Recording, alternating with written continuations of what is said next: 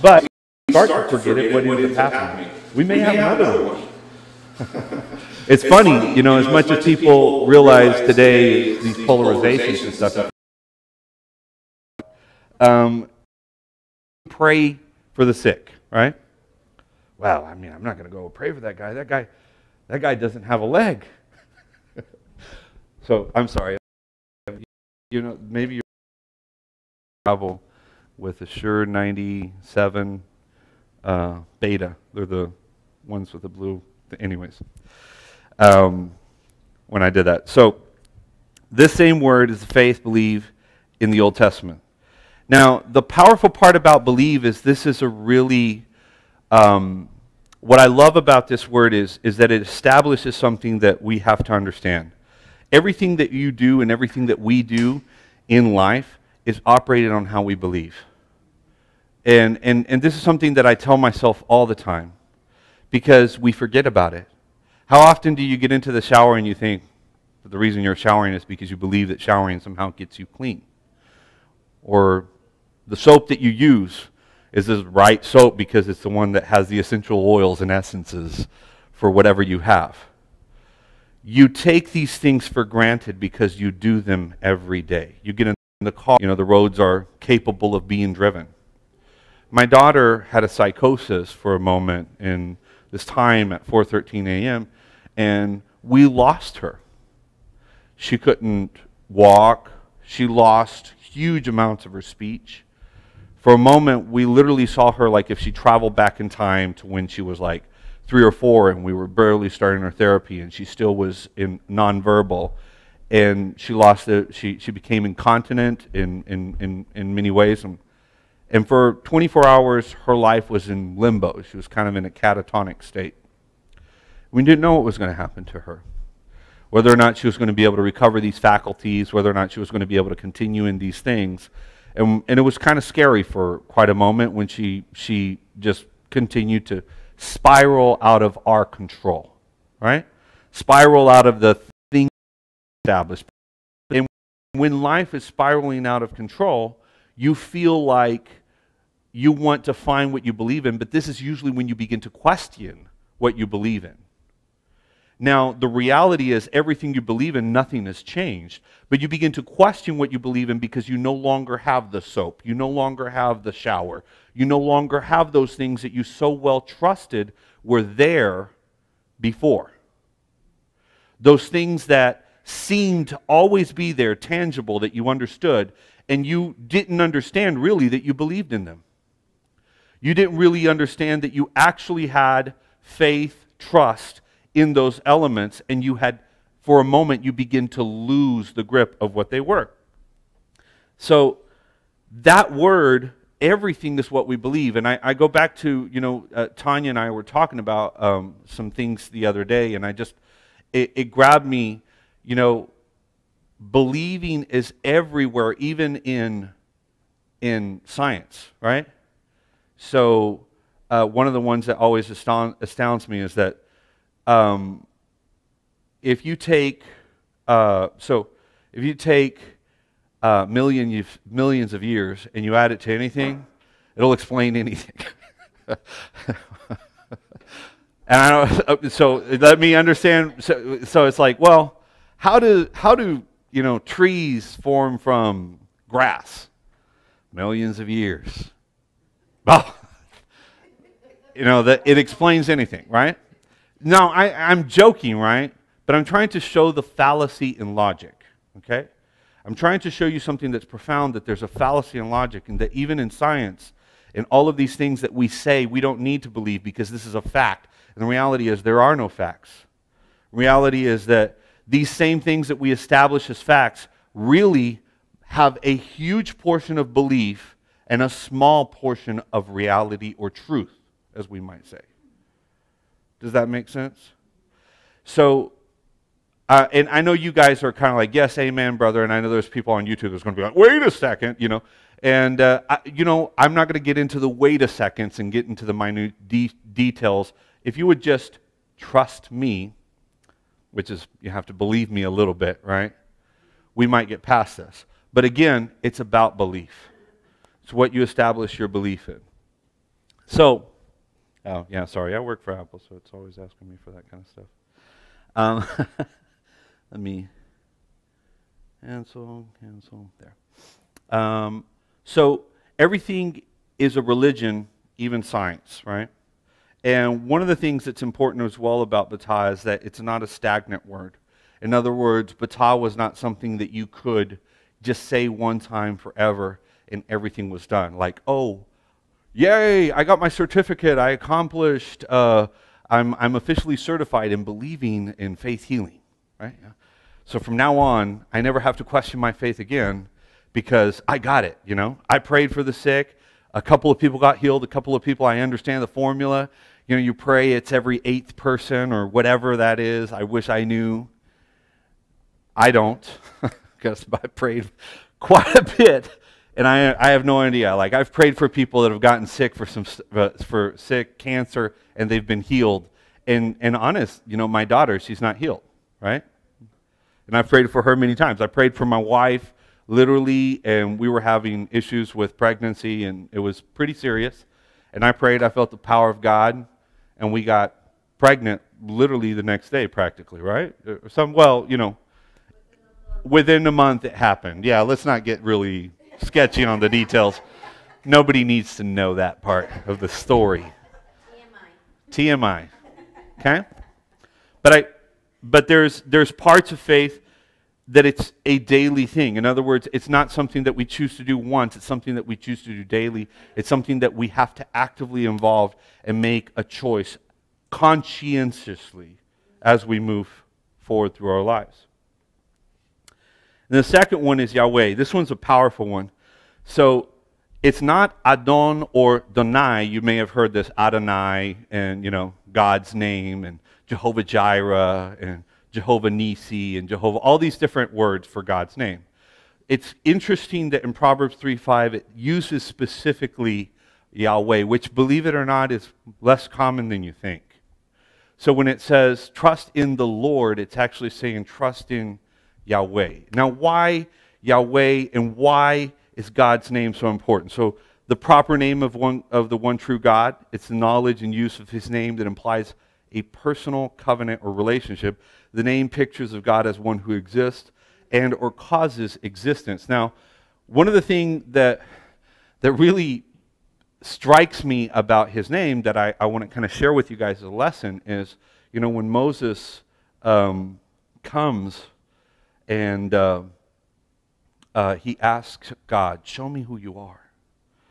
Show me who you really are. Right? And God says, I can't. I can't show you who you really are. It's too much. You'd die. You'd cease to exist. I can't show you who you are, where I really am. But I'll show you my goodness. So he covered him with his hand. And it's weird. And he starts pronouncing the Lord the faithful, the Lord the, and he says all these things about who he is, the faithful, the good, the healer, and he provides all these things that we know, Jehovah Jireh, all this other stuff he starts pronouncing as he walks past him, right?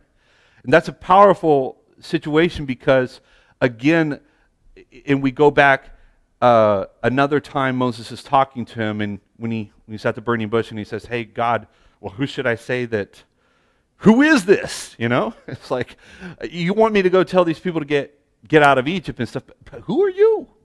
And he says the famous word for Yahweh, which is, I am that I am, right? And what's powerful about that is the context of that word means, I am what you need me to be, man. I am what you need me to be when you need me to be it. I am the all-existing God that can be everything that you need me to be when you need me to be it, and I can solve everything for you in the way that you need to be it in that moment, right? And here's the crazy part is the reason why the Jews will not mention his name and pronounce his name completely is not the spooky type thing that we say, oh, we can't pronounce his name because that's separate for everybody.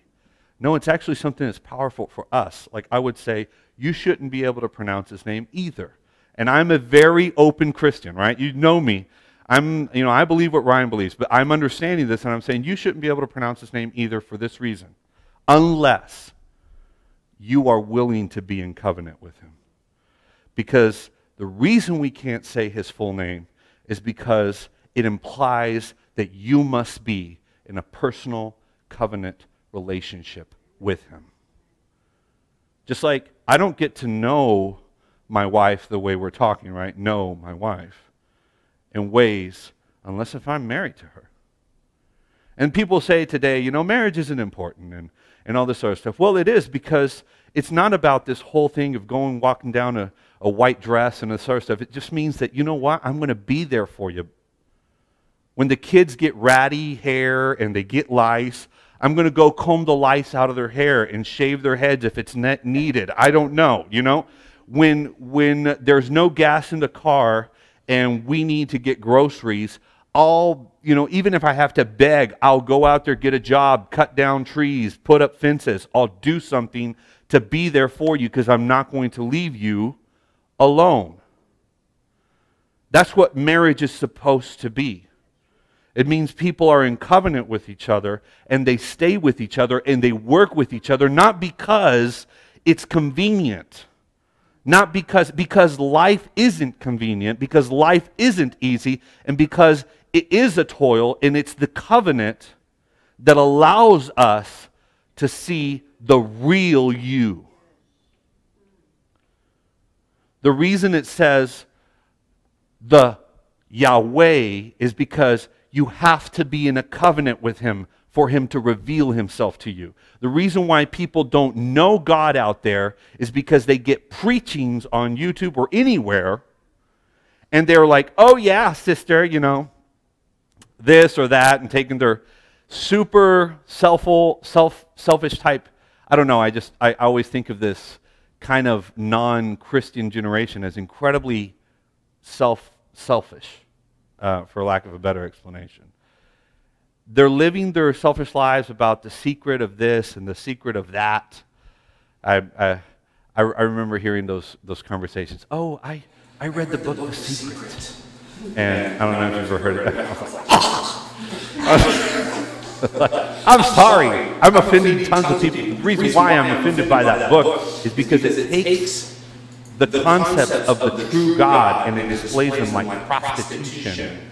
For anybody to not have a relationship with God, but try to have the same access to the benefits. You understand what I mean? And yeah, maybe I'm making a bunch of Christians happy, but I'm not doing it for making Christians happy. I'm doing it to protect the name of my friend that is closer than a brother. This one too.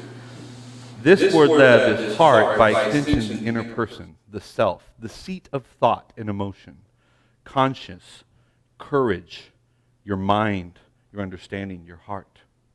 Who are you? You are, to an extent, the product of your leb, right?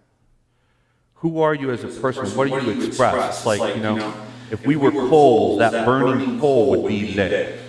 It's your conscious mind, the way your consciousness is your lead. So trust in the Lord with all of your conscious thought, all of the seed of your emotion, heart. And when we tell stories, even those more complicated scientist type, I love them because I'm all around.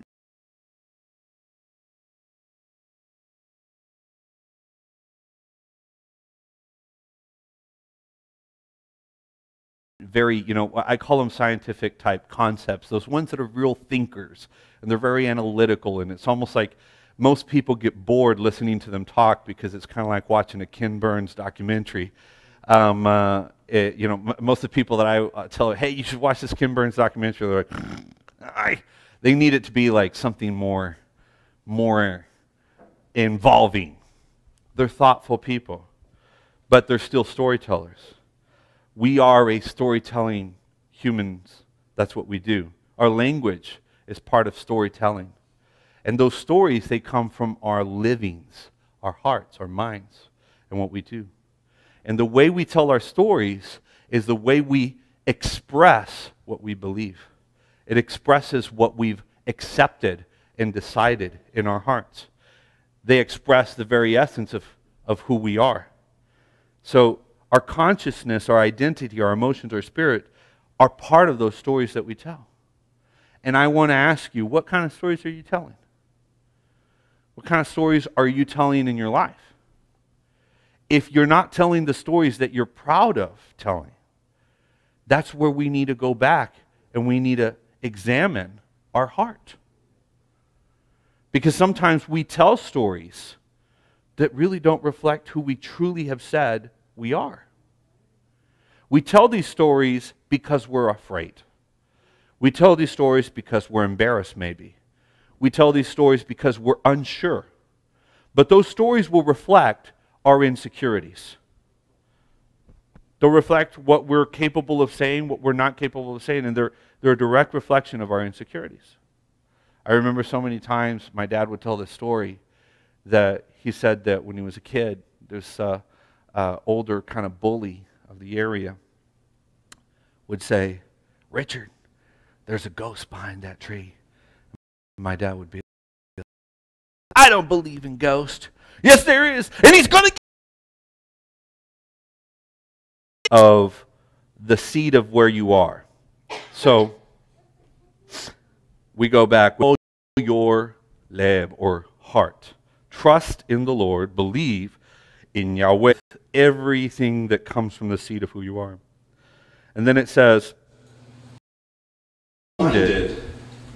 caught in your abilities, your skills. See, your heart or your leb will take you in this world to acquire stuff. You know, a lot of times we talk about here in our church and in my dad's church, we talk about the do-get paradigm. You know what I'm talking about? Like, I do this and I get this. Now, the reason why this is such a powerful paradigm for people is because it's real. How many of you guys have done something and you've gotten something? How many of you guys have worked hard and you've received the effort of working hard?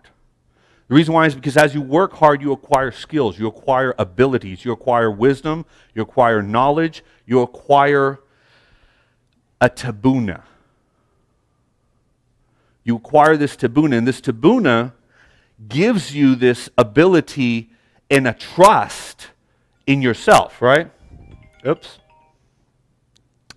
I guess I need to mute my phone. So don't trust or don't be blinded by your own abilities, by your own skills. I'm blinded. Dude, man, I remember when I got out of, I remember the first time in McAllen, Texas, we started our own church, and we were kind of going through that whole process, and I thought, man, this is going to be great, because when we were starting our own church, I thought, man, I'm really, I got these skills, I've been under my dad, I've done this, I've done that, and eventually I ended up having to go back to college to get a job, because it just didn't work out. And the reality is, I can't tell you, that's a whole nother story, but the reality is, I trusted a lot on my tabuna during those times. My ability to, whatever it was, make things happen. And I don't think I was listening enough to God. I don't think I was listening enough to what He had to say. So, in all your derek, yada Him, and He will direct your dereks. Meaning, in all your ways, acknowledge Him, and He will direct your path. So we come back to, this is the last thing, and I'm wrapping up here. So, derek means your paths, your ways, your journeys, your experiences. Another thing that really marks us in life is what we've been through. Not so much what we've learned, but what we've been through. The journey that's taken us to where we are. You ask somebody, is like, hey, who are you? And they're like, well, I was a carpenter for a while, and then I went back to school. And right? You ever hear that? Because it's our path. It's our journey. It's our experience. What we've become in these lives. In UFC fighting, if forgive me. I'm sorry. I hope I don't offend any of you guys if I like watching UFC fighting, but I do like it. And I remember watching this one Brazilian guy jump in the middle of the air, knee this guy, opened him up practically from the top of his head down to his eye. He's going to have a permanent scar from this guy. This guy was bleeding out. They shut down the fight, and then he's like, he's like, yo, Cristo, he's like all this other stuff in Brazilian, which I understood from Spanish was, I want to acknowledge Jesus Christ for giving me the ability to cut this guy's head from the top to the bottom. I'm just like, like, oh, wait, my head's about to explode. And we laugh, right? It's like, I want to thank Jesus for this touchdown. Thank you, God, you chose my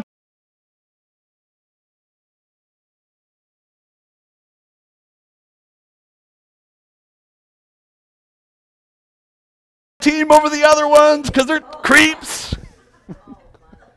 Right? I can see Mike is thinking all sorts of crud. The wheels are turning. There's a laughter in that, right? There's a funny kind of weird way that we are as humans. Because the reality is God isn't like, let's go Steelers. Like, no. Yeah, it's like, no, wait. Now I got to balance myself. Okay, now let's go the Cowboys. You didn't do that yesterday. Or I don't think God's watching their lives and being like, well, this time the Steelers are going to win because I just heard a little bit more prayers from Pittsburgh than I don't think nobody's doing that, right? We're laughing about this stuff because the reality is that's how comical it is, right? But what's powerful about it is that what yada means is that we can trust in the Lord with all our heart and lean not on our own understandings. But if we acknowledge God in everything we do, we try to make our way be a part of an expression of God. And then we do also have those players say they're not sitting there trying to say touchdown, Jesus told me to say a touchdown. No. But there's tons of players that will knee every